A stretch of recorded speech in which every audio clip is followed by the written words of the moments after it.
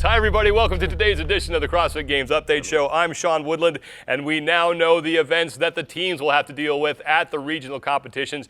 8 events over 3 days, and once again, every team member has to compete in every single event. As always, I'm joined by Pat Sherwood and the extra rhythmic Rory McKernan. Thank you for the little dance number at the top there. I think when team members looked at the individual competitions, they said, okay, this is what we're going to have. Not the case. Yeah, the people that create the workouts at the games, the Open and the regionals, they're tricky bastards. You know, I spoke to some of the team members, and usually the team events play very well off the individuals, which is made for pairs, but we're going to see that's not the case. Yeah, if there was before, there's no longer anywhere to hide in the team competition. You're either going to succeed as a team or fail as a team more than ever before. 3 events on Friday, 3 events on Saturday, and then 2 events to close it out on Sunday. Event number 1, we are throwing them right into the fire, conga line style, 1 athlete at a time, muscle ups and clean and jerks.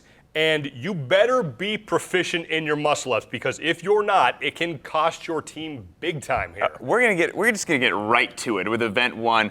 Historically speaking, be it team or individual, muscle ups has been a huge separator for athletes going to the games or not. Well, we're gonna find out as soon as you show up for the competition. And what this is going to prove is every member of your team is going to have a deep skill set. You just can't rely on a couple people. The smallest number of repetitions is going to be 9 for a team member. Now, let's say they get a few failures in a row. That's going to come at a big cost, and you could really hurt your team's chances. Yeah, and what you're referring to is the new 3-rep failure rule. Let's just talk about that for a second, because it's huge.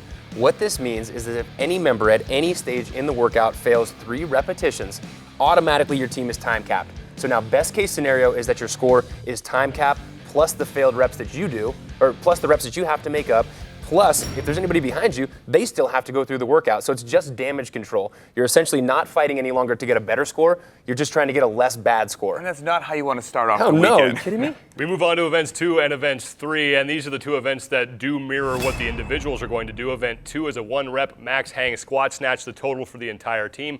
8-minute time cap. Each team member, though, only getting 2 attempts, but the weights can go up and down however you want. Then it's on to team event 3, a max distance handstand walk. It's the total score the team walks on 5-foot intervals. That's the end of day 1. We come back on Saturday, and we're going to separate them out into teams of the men and the women, and they're going to go separately. The women will start. This is team event 4, thrusters and rope climbs, 50, then 40, then 30 of the thrusters, and then the rope climbs descending as well. And then the men, after 10 minutes, they will start. The weight goes up to 135, but it is the same workout for them. Not anything really sexy in here as far as the movements are concerned, but there's a lot you got to keep in mind, or this could really become a disaster very fast for you. Yeah, not sexy, but beautiful, that makes any sense, right? 2 different things.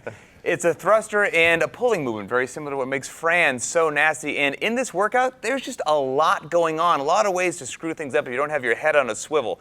Now, remember back to years past when we had that Team Diane, where when you finished a particular thing, you had to go under the wall. There was this choreography that you had to practice. Same deal here. So if you finish your thrusters, you just can't start climbing the rope. You have to go under a wall to a designated area, then send one lady or man back out. They start climbing the rope, and you go on and proceed like that. Now, let's just talk about finishing the thrusters. Starts with a set of 50.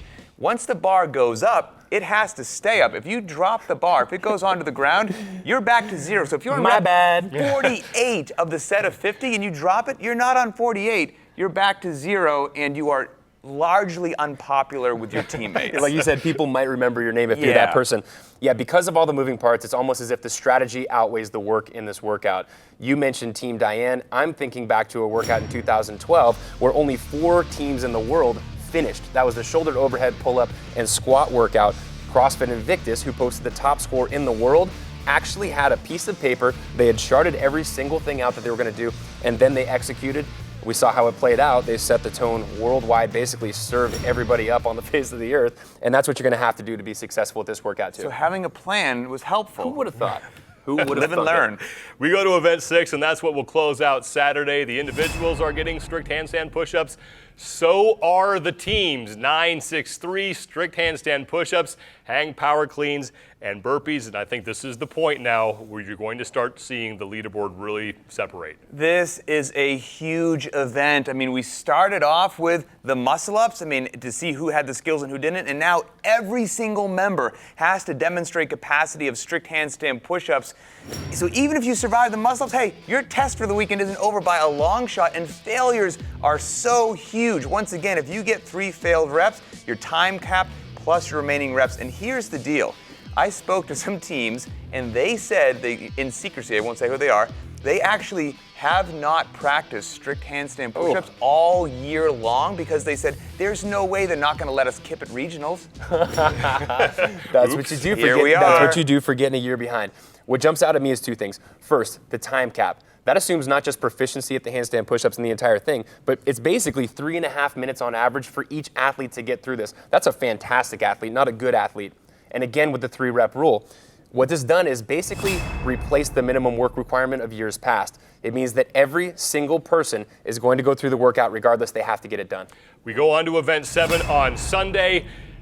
Female and male, a male and female paired up, and we bring back the static holds that we saw in 2012 where one partner was working, one partner was doing something else, but we've thrown a couple other twists in here. It is a conga line, and you have to alternate every 5 successful reps, so this one can get tricky as well. It's going to get tricky, and this is one where if you take a look at it initially, you're like, they were so nice to us. It's such kind of a scaled-down version of what the individual chipper looks like. Well, don't let that fool you. We all know that the shorter workouts, that just means mistakes are more costly. You come out of the gates too hard on that row, you can win the row and lose the entire workout. So have a plan. Your partner's doing double unders, fatiguing themselves, cardiovascularly, burning out their shoulders.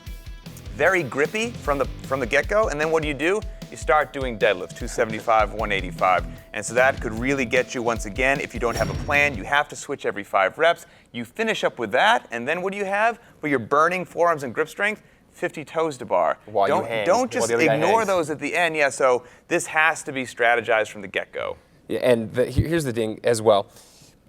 I don't envy coaches who have to put these things together. No. It's like you have to have the flow chart of all flow charts because it's not just who do you pair together in every single one of those events to get through fastest. You also think, okay, what order do they go in?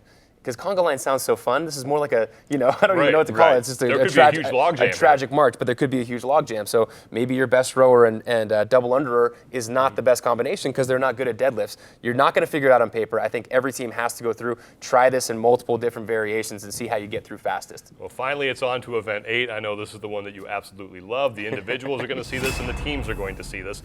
One athlete at a time goes through this 49 pull-ups, 7 overhead squats at 185 pounds. And Pat, I know this is just your favorite one of the entire weekend. I actually might like it more than the individual workout because I have a greater chance of actually completing it. But this is a beautiful workout, same as the individuals. It's going to be very telling and speak to a tremendous amount of capacity. We looked back to the numbers from last year as to the average pull-ups for the top 10 teams, men and women. Men on average could do 54 unbroken, women 34.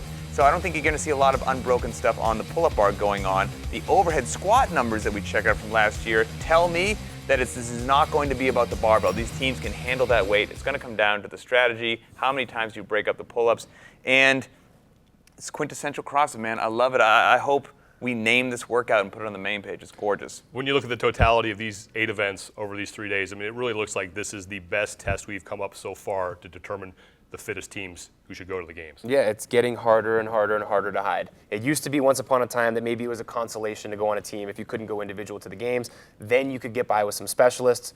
The last couple of years, you've had to have a really great individual in every single spot on your team. And now they've got to be fantastic games individual caliber athletes almost on each member's spot.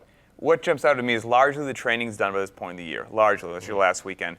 Now the coaches have to make some serious decisions because if you mismanage your players or their work-rest interval isn't good and you have them burn out on muscle-ups and they get time capped, burn out on the handstand push-ups, they get time capped, just by strategy, you took your team out of the running. So there's a lot on the coaches. 7 events for the men, 7 events for the women, 8 events for the teams, and we know they're all going to start next week. Regionals get kicked off on May 9th. Next week, we will preview the 4 regionals that will kick off our opening weekend, and then on that weekend, go to games.crossfit.com because we will have live coverage from the final heats from select regionals. For Pat Sherwood and Rory McKernan, I'm Sean Woodland, and we'll see you next week.